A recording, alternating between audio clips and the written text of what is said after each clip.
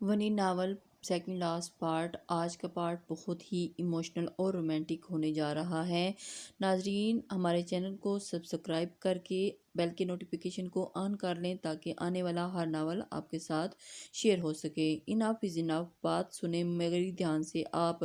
میں بھی یہاں مجبوری کی وجہ سے موجود ہوں، ورنہ مجھے بھی کوئی شوق نہیں کسی کے سر پر بلا وجہ سوار ہونے کا۔ مائنڈ اٹ، بالآخر اس کی برداشت جواب دے گی تھی۔ وہ اتنے ٹھنڈے مزاج کی نہیں تھی جتنی یہاں آ کر خود کو پرسکون رکھنے کی کوشش کرتی تھی، لیکن سب سے بڑھ کر اس کی عزت نفس کا کباڑہ اسی شخص نے کیا تھا جس پر اتنے سخت تاؤ آ رہا تھا۔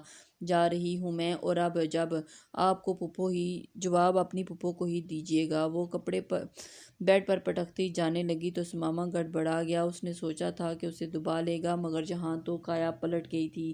یہ سب یاور کی پڑھائی کی پٹی تھی، تبھی اسے حوصلہ ملا تھا، لیکن وہ اب کیا کرے؟ اس نے بے چینی سر کھجایا۔ وہ عجلت سے اس کے پیچھے ہی باہر نکلا۔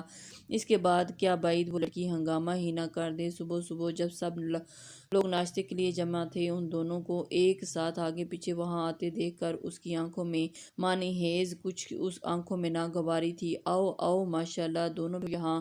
خلاف توقع شوہانہ نے ان کا استقبال کیا، جس پر سب انہیں اچنبھے سے دیکھنے لگے، مگر انہیں اب کسی کی پرواہ نہیں تھی۔ فکر تو بس اپنے بیٹے کی تھی، جنہوں نے اسے پوری زندگی نظر انداز کیا تھا۔ ثمامہ لب پیچھے یاور کے ساتھ والی کرسی کھینچ کر بیٹھ گیا، جس نے انوشے کے کڑے تیور دیکھتے ہی معاملہ بھانپ لیا تھا اور اب لا تعلقی اختیار کیے رغبت سے کھانا کھانے کی اداکاری کر رہا تھا۔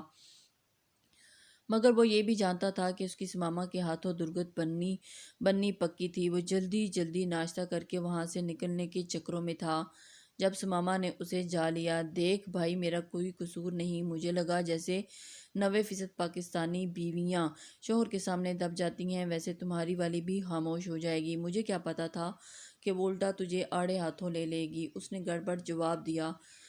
ثمامہ نے اسے گردن سے دبوچ رکھا تھا۔ یہاں کیا ہو رہا ہے؟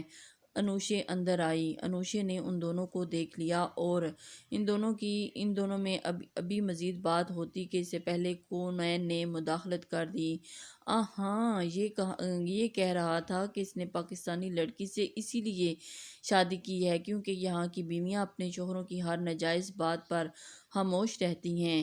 ثمامہ نے گویا کروٹ ہی بدل دی۔ کیا کہا؟ ادا صحیح، آپ یہ کیا کہہ رہے ہیں؟ ثمامہ کی بات پر کونین گویا چیخ اٹھی تھی۔ وہ یاور کو اس کے حوالے کرتا وہاں سے کھسک لیا۔ اس کے نزدیک اس سے بہتر کوئی بدلہ ہو ہی نہیں سکتا تھا۔ اس کو بھی موقع مل گیا تھا کہ وہ اپنے یاور کی دھلائی کروا سکے۔ نہیں، وہ میں اس کو سمجھا رہا تھا۔ اس کے خونخوار تاثرات دیکھتے ہی یاور کا خون خشک ہو گیا۔ میں بتاتی ہوں پھپھو کو ان کے لاڈلے سپوت کے کارنامے، پتہ چلے ان کو بھی کہ یہ کوئی اتنا بیبا بچہ نہیں ہے۔ وہ فوراً جذباتی ہوئی اندر کی طرف بڑھی تھی۔ یاور اس کے پیچھے لپکا۔ یار میری بات تو سنو، کدھر جا رہی ہو؟ ایسا کچھ نہیں ہے۔ عالم صاحب شیراز بجرانی کے ساتھ ساتھ صفوان کو بھی اپنے گھر لے آئے تھے۔ ہاجرہ بیگم کافی پیار سے ان کے ساتھ ملی تھی۔ وہ شیراز بجرانی کو ہمیشہ سے اپنے بھائی کی طرح سمجھتی تھی۔ وہ ان کے گھر آتے جاتے رہتے تھے، بس اب خاندانی مسائل کی وجہ سے کافی بعد آنا ہوا تھا۔ شیراز بجرانی اپنے دوست کو دیکھ کر، بچے تم اس بچی کی قربانی ضائع نہ کرو۔ اس بچی نے جو کچھ کیا وہ صرف تمہارے لیے نہیں بلکہ اپنے والدین کے قتل کی وجہ سے جاننے کے لیے بھی کیا تھا، اس لیے خود کو الزام مت دو۔ بعض فیصلے ہمیں تکلیف دیتے ہیں لیکن وہ ہمارے اچھے مستقبل کے لیے ناگزیر ہوتے ہیں۔ میں جانتا ہوں یہ تمہارے لیے آسان نہیں ہے، لیکن ناممکن بھی تو نہیں ہے۔ وہ اس کو سمجھاتے ہوئے وہ گویائی ہوئی۔ عالم صاحب نے ہاجرہ بیگم کے کچن میں جانے کے بعد شیراز بجرانی کے اشارہ کرنے پر بات کا آغاز کیا تھا، مگر آپ یہ مت بھولیں وہ دشمنوں کے گھر میں ہے، جانے اس کے ساتھ کیا کیا ہوتا ہوگا انہوں نے، اور اس کا کیسا بیہیویئر ہوگا۔ کچھ بھی برا نہیں ہوتا اس کے ساتھ۔ ہماری ایک ملازمہ وہاں موجود ہے جو ہمیں پل پل کی خبریں دیتی رہتی ہے۔ آج کل تو ویسے بھی ثمامہ کی پھپھو آئی ہوئی ہیں جو ناانصافی برداشت نہیں کرتیں کسی بھی طرح۔ کافی بااصول خاتون ہیں، انوشے سے کافی محبت سے پیش آتی ہیں اور وہاں انوشے بھی خوش ہیں، تمہیں گھبرانے کی ضرورت نہیں۔ شہراز بجرانی نے اس کے جذباتی انداز پر اسے رام کرنا چاہا۔ ثمامہ کے ذکر پر اس نے مٹھیاں پینچ لیں جیسے اسے ابھی بھی مسل ڈالے گا۔ السلام علیکم۔ خوشبخت کی آواز نے یکدم ماحول بدل ڈالا تھا۔ وہ پاس سے گزرنے لگی تو ایک دم صفوان نے اس کی طرف دیکھا۔ شہراز بجرانی بول اٹھے، یہ بیٹی ہے تمہاری، خوش بخت ہے۔ خوشی بچے، مجھ سے ملو گی نہیں؟ میں تمہارا چچا۔ کون ہیں آپ؟ میں تو نہیں جانتی آپ کو۔ عالم صاحب اس کی طرف گویائے، سوری میں نہیں جانتی آپ کو۔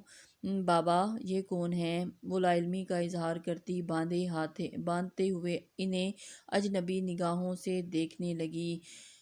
اس کی ابا جان نے اس کو، بڑے افسوس کی بات ہے، ویسے پرانے دوستوں کو بھی بھول گئی ہو۔ چچ چچ چچ، یادداشت تو کافی کمزور نکلی تمہاری۔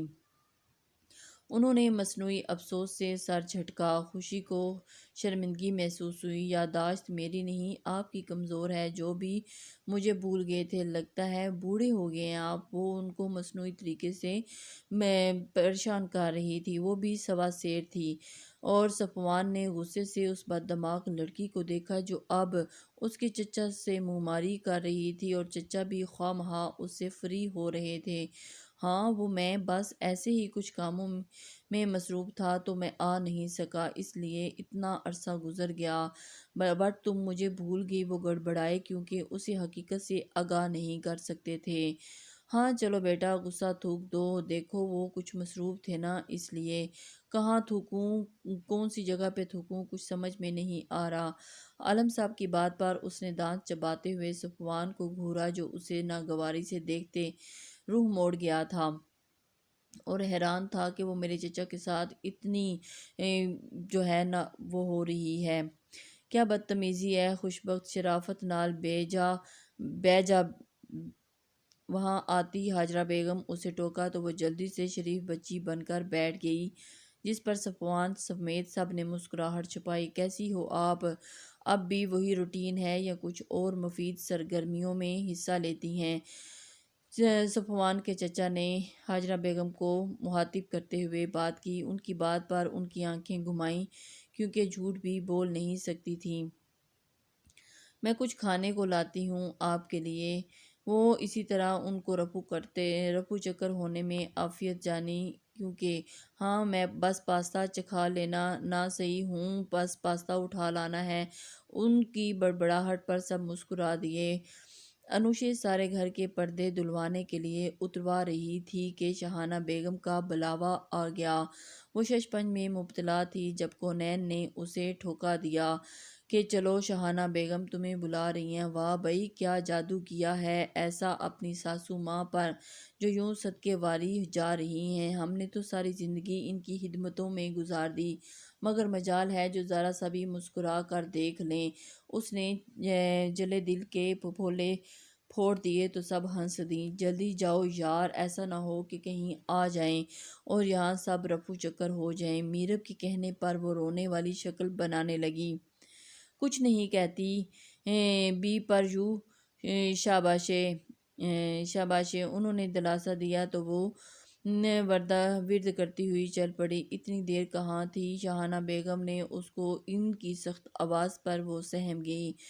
جی وہ میں بس کچھ کام میں مصروف تھی، اس لیے آنے میں کچھ دیر ہوگی۔ وہ ہڑبڑا گئی۔ اچھا اچھا، ادھر آ کر بیٹھو۔ اس نے اس کو اپنے پاس بٹھا کر اس کے بات مکمل ہونے سے پہلے ہی وہ ٹوک گئی۔ وہ اپنے پاس بیٹھنے کا اشارہ کرنے لگی۔ جی جھجکتے ہوئے وہ ان کے پاس آ کر بیٹھ گئی۔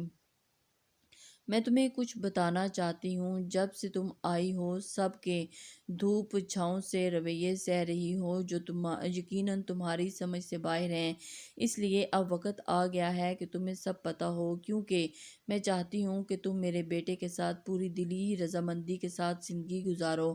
میں مزید اسے خود سے لاپرواہ نہیں دیکھ سکتی، میں اسے مکمل خوشی کے ساتھ زندگی گزارتے ہوئے دیکھنا چاہتی ہوں۔ ان کے اتنی لمبی چوڑی تمہید باندھنے پر وہ نہ سمجھی سے انہیں دیکھنے لگی۔ میں تمہیں ہم دونوں کے درمیان حائل دوریوں کی وجہ بتانا چاہتی ہوں۔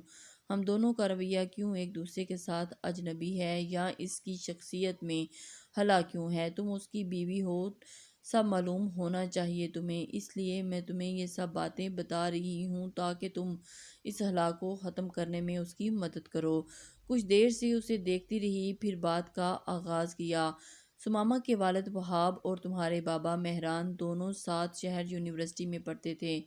تم جانتی ہی ہوگی دونوں خاندان میں آباء و اجداد سے ہی دشمنی چلی آ رہی ہے، تو وہ دونوں وہیں اپنی دشمنی برقرار رکھے ہوئے تھے۔ وہاب شروع سے ہی عیاش تھے، عیاش طبیعت کے تھے، ان کی آواز میں آنسوؤں کی آمیزش تھی۔ تبھی خود پر قابو پانے کے لیے وہ کچھ لمحے رکیں، شاید وہ اپنی کمزوری انوشے پر عیاں نہیں کرنا چاہتی تھی، لیکن اب وقت آ گیا تھا کہ اس کو ان باتوں کا سب پتہ ہو۔ ان سب کے بہت سی لڑکیوں سے تعلقات رہتے تھے جس سے مہران کو کوئی مسئلہ نہیں تھا۔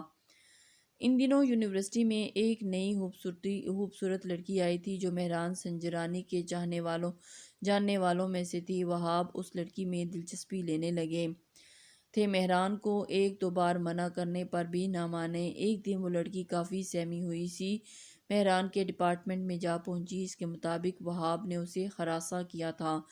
مہران غصے میں وہاب کے پاس گئے جو کینٹین میں لنچ سے لطف اندوز ہو رہے تھے۔ بحث مباحثے سے بڑھ کر بات ہاتھا پائی تک جا پہنچی۔ کافی تگ و دو کے بعد معاملہ طے پایا تھا، لیکن اس سے وہاب بہت بدنامی ہوئی تھی جس کی وجہ سے اس کے دل میں مہران کے لیے نفرت پنپ رہی تھی۔ رہی سی کسر اس لڑکی کو بھیجے جانے والے رشتے نے پوری کر دی تھی جس کی وجہ سے جھگڑا ہوا تھا۔ وہاب شاید سچ میں اسے پسند کرنے لگا تھا اور اسے انکار برداشت نہیں کر پائے۔ اس لڑکی کی جلدی میں بیرون ملک شادی کر دی گئی تھی۔ دونوں تعلیم مکمل کر کے واپس آ گئے، پھر شادیاں ہوئیں اور بچے ہو گئے۔ سب کو لگا تھا کہ معاملہ دب گیا ہے۔ مہران کے لیے تو واقعی معاملہ رفع دفع ہو گیا تھا، مگر وہاب کے اندر تو لاوا پک رہا تھا جسے نکلنے کا راستہ مل گیا۔ بولتے بولتے وہاب کی تھی اور انوشے تو ساکت بیٹھی یہ کیا سن رہی تھی جس کا اس کے سامنے کسی نے کبھی ذکر نہیں کیا تھا، اور آج اس کے سامنے جب حقیقت کھل کر سب سامنے ہوئی، پھر کیا ہوئی؟ وہ بڑی دلچسپی سے ان کی باتیں سن رہی تھی۔ وہ بڑی مشکل سے بول پائی، شاید اصل انکشاف سننے کا وقت آ پہنچا تھا۔ وہاب رات کو کسی کام سے شہر سے جا رہے تھے جب انہیں راستے میں تمہارے بابا کی گاڑی نظر آئی اور وہ تمہاری ماں اکیلے تھے۔ گاڑی میں شاید کوئی خرابی ہوئی تھی جو باہر نکل کر چیک کر رہے تھے۔ تمہاری ماں کو وہ بار بار اندر بیٹھنے کا کہہ رہے تھے، شاید انہیں اپنی موت دکھائی دے چکی تھی۔ تبھی وہاب اپنے گارڈز کے ساتھ ان کے سامنے جا کھڑے ہوئے اور وہ بڑی بمشکل سے بولتے بولتے خاموش ہوگی۔ بولتے بولتے ان جیسی مضبوط خاتون کی بھی ہچکی بند گئی۔ انوشے تو گویا پتھر کی ہو گئی تھی۔ بہت زیادہ جھگڑا ہوا تھا دونوں کا۔ وہاں وہاب نے سارا زہر اگلا تھا، وہاں جو کچھ ان کے اندر اتنے سالوں سے پل رہا تھا۔ پھر وہ جاتے ہوئے ایک دم سے وہ خاموش ہوگی۔ تمہارے والدین کو کچل گئے تھے اپنی گاڑیوں سے۔ انکشاف ان کے لیے بہت بھاری تھا۔ انوشے آنکھیں پھاڑے انہیں کو دیکھ رہی تھی اور وہ دیکھتے چلی جا رہی تھی کہ آخر اتنا ظلم ہوا تھا، آپ کو کیسے پتہ چلا؟ وہ حیرت سے ان کو بمشکل سے بول پائی تھی، اور آگے حقیقت کو جاننے کے لیے وہ ایک پل بھی انتظار نہیں کر سکتی تھی۔ میں نے اس دن انہیں بہت پریشان دیکھا تھا، پھر ان کو اپنے ڈرائیور سے باتیں کرتے سنا۔ انوشی زاروں قطار رونے لگی تھی، شدت غم اس سے دل پھٹ رہا تھا۔ یہ بات نہ صرف میں بلکہ سمامہ بھی جانتا تھا۔ اس نے اپنے باپ کو مرنے سے پہلے نشے میں دھت دیکھا تھا جہاں انہوں نے یہ انکشاف کیے تھے۔ صفوان کی گاڑی سے ان کا ایکسیڈنٹ ضرور ہوا تھا، مگر غلطی ان کی بھی تھی۔ ان کے مرنے پر بھی سمامہ کو بھی دکھ سے زیادہ سکون ملا تھا۔ ایسے بہت سے گناہوں فعل تھے جو ان کے جانے سے دب گئے تھے، ورنہ جانے میں کیا کیا ہوتا۔ اللہ تعالیٰ نے انہیں جلدی بلا کر گویا پردہ رکھ لیا۔ میرا تمہیں یہ سب بتانے کا مقصد معافی لینا نہیں۔ میں جانتی ہوں ان کا گناہ ایسا نہیں تھا جو معاف کیا جا سکے۔ میں بس یہ چاہتی ہوں کہ تم یہ جان لو کہ سمامہ نے کن کن حالات کا مقابلہ کیا ہے، اور تم اس کا زندگی سے خیال رکھو، زیادہ سے زیادہ خیال رکھو۔ وہ نہ جانے اسے کیا کیا ہدایات کر رہی تھی۔ آخر کو ماں تھی، صرف اپنی اولاد کا سوچ رہی تھی، مگر انوشے وہیں الجھی تھی۔ وہ جس مقصد کے لیے یہاں آئی تھی وہ وجہ اسے مل گئی تھی۔ شیراز بجرانی بمشکل اسے بہلا کر وہیں رہنے پر آمادہ کر کے حویلی واپس آئے تو سب ان کا انتظار کر رہے تھے۔ کیا ہوا چاچا سائیں، سب ٹھیک تو ہے نا؟ آپ اتنے پریشان کیوں ہیں؟ وریشا نے فوراً جذباتی انداز میں پوچھا۔ تو وہ تم نے تو کسر تو نہیں چھوڑی تھی، مگر اللہ کا شکر ہے کہ سب سنبھل گیا ہے۔ وریشا اپنے چچا کو دیکھ کر حیران ہو رہی تھی کہ چچا جان کو ایسی کیا پریشانی ہے۔ انہوں نے شرارتی لہجے میں بولتے ہوئے کہا۔ اس کا سر تھپ تھپکایا جس پر سب کے چہروں پر دبی دبی مسکراہٹ بکھر گئی۔ شکر ہے عالم نے بروقت اطلاع دے دی تھی۔ صادق بجرانی نے سکون بھر کی سانس خارج کی۔ جی بالکل، مجھے ایسا لگتا ہے جیسے جو شیلا خون ہے اس کا وہ زیادہ وقت نہیں رکے گا۔ اس کا مستقل مزاج، مستقل انتظام کرنا ضروری ہے۔ اس کی بات پر سب چونکے۔ کیسا انتظام؟ ہم کچھ سمجھ نہیں پائے دادا سائیں۔ ایسا کیا انتظام کرنا ہوگا؟ صادق بجرانی نے سوالیہ نظروں سے انہیں دیکھا۔ ہمیں اس کی شادی کر دینی چاہیے وہیں پر۔ اس کے لیے میرے پاس بہترین رشتہ بھی موجود ہے۔ سب لوگ چچا سائیں کو ایسے دیکھ رہے تھے جیسے انہوں نے کچھ پتہ نہیں کیا ہی کہہ ڈالا ہو۔ وہ مانے تبھی نہ۔ سہراب نے بے چینی سے کہا۔ چچا سائیں، منانا پڑے گا یار، جب شادی ہو جائے گی تو سب ٹھیک ہو جائے گا، پریشانی کی کوئی بات نہیں۔ اور میں امید کرتا ہوں کہ اس کی شادی اگر ہو گئی تو وہ بہت خوش رہے گا۔ لڑکی کون ہے چاچا سائیں؟ سہراب نے بے چینی سے پوچھتے ہوئے کہا۔ صفوان کی امی نے پوچھا تو وہ مسکرا دیے۔ بھابھی، آپ نے بالکل روایتی ماؤں والا سوال پوچھا ہے، پھر بتائیں نا چچا سائیں۔ وریشا نے بھی بےتابی دکھائی۔ چچا سائیں، دادا سائیں، آخر کون ہے وہ لڑکی؟ وہ میرے دوست عالم کی بیٹی ہے، خوش بخت، بالکل اپنے نام کی طرح خوش باش اور نٹکھٹ سی۔ مجھے پورا یقین ہے صفوان کو سارے غم بھلا دے گی اور اس کی زندگی بہت ہی خوشیاں لے کر آئے گی۔ انہوں نے پرسوچ لہجے میں جواب دیا۔ چلو بات کر کے دیکھتے ہیں، بلکہ سب زور لگاؤ، شاید مان جائے۔ کیوں بابا سائیں، ایسی بھی کیا بات ہے؟ وہ مان جائے گا۔ یوسف بجرانی نے اپنے والد کی رضامندی جاننا چاہی۔ ٹھیک ہے بھائی، کر لو سب لوگ بھرپور کوشش، مگر مجھے نہیں لگتا کہ سب کچھ اتنا آسان ہوگا۔ انہوں نے گویا سب کو اس کام پر لگا دیا۔ سچ جاننے کے بعد انوشے مزید کھوئی کھوئی رہنے لگی، جو گھر کے باقی افراد کے ساتھ ساتھ سمامہ بھی محسوس کر رہا تھا، لیکن کچھ پوچھنے سے قاصر تھا۔ ایک تو فطری جھجک آڑے آ رہی تھی، اور دوسرا اس نے خود ہی طے کیا تھا کہ وہ دونوں اجنبی بن کر رہیں گے۔ اس دن سب لوگ قریبی گاؤں میں شادی میں گئے تھے۔ کونین نے زور لگایا تھا کہ وہ بھی ساتھ چلے، مگر وہ نہ گئی۔ اسے سلیم سمروں سے خوف آتا تھا۔ ملازمین باہر کام کر رہے تھے، جبکہ وہ کچن میں اپنا کھانے کے لیے کچھ بنا رہی تھی، خود میں مگن۔ اسے اپنے پیچھے کسی کی موجودگی کا احساس ہوا تو جھٹکے سے پلٹی اور مراد کو دیکھ کر وہ بھنجکا رہ گئی۔ تم گئے نہیں شش شادی میں؟ وہ پریشانی اور خوف میں اسے بوکھلا کر پوچھ رہی تھی، خود کو اکیلا تصور کر کے ہی بوکھلا گئی تھی۔ جانا تھا، پھر سوچا تم اکیلی ہوگی، آخر تمہارے پاس بھی تو کسی کو ہونا چاہیے۔ وہ اس کے مزید قریب ہو گیا۔ اس کے معنی خیز کہکے پر وہ کپ کپا سی گئی، اور اس نے ایک دم، دیکھو میں بالکل اکیلی نہیں ہوں، ملازم ہیں یہاں پر، تم جاؤ، چلے جاؤ یہاں سے۔ وہ اس کے قریب ہو گیا اور اس کو اور پریشان کرنے لگ گیا۔ خود کو پر اعتماد ظاہر کرتی وہ مضبوط لہجے میں بولی، ایسے کیسے چلا جاؤں؟ تمہیں سبق بھی تو سکھانا ہے نا؟ جو بہت اکڑ رہی تھی اس دن۔ اس کی اس مکروہ مسکراہٹ نے انوشے کے دماغ میں ہتھے کی گھنٹی بجا دی تھی اچانک، اور اسے لگا کہ کچھ بہت ہی برا ہونے والا ہے۔ جائیں آپ یہاں سے، ورنہ میں شور مچا دوں گی۔ اس کے اس بودھی سی دھمکی پر وہ مزید آگے بڑھا، اور اس نے اچھا مچاؤ شور، کیسے مچاؤ گی شور؟ اس کے تیور دیکھ کر وہ سہم گئی، پھر یکدم چاقو اٹھا کر اس سے دور کرنے کی کوشش کی، جس سے مراد بھی گھبرا کر پیچھے ہو گیا۔ رکھو اسے فوراً، میں کہہ رہا ہوں، رکھو اسے فوراً۔ وہ گھبرایا تھا، لیکن وہ خونخوار تاثرات لیے آگے بڑھ گئی تھی۔ میرا راستہ چھوڑو ورنہ میں مار ڈالوں گی تمہیں۔ وہ اسے دھمکی آمیز لہجے میں آگے بڑھی۔ اس نے چیخ کر کہا تو مراد پیچھے ہٹ گیا۔ وہ کچن سے باہر نکل آئے لیکن تمام ملازمین کو غائب دیکھ کر اس کا سانس اٹکا تھا، یعنی وہ پوری تیاری کے ساتھ آیا تھا۔ اسے سمجھ میں نہ آئی کسے بلائے۔ وہ ساکت کھڑی سوچوں میں گم تھی جب جھٹکے سے چاقو اس کے ہاتھ سے چھٹ گیا تھا اور مراد اسے سہمی ہوئی ہرنی کی طرح دیکھ کر ہنسا تھا اور کافی دیر اسے دیکھتا ہنستا رہا۔ وہ ایک دم سے باہر بھاگی تو سامنے اس نے سماما اسے دھکا دیتی باہر پیچھے بھاگتی ہوئی دیکھی۔ مراد کے ہاتھوں سے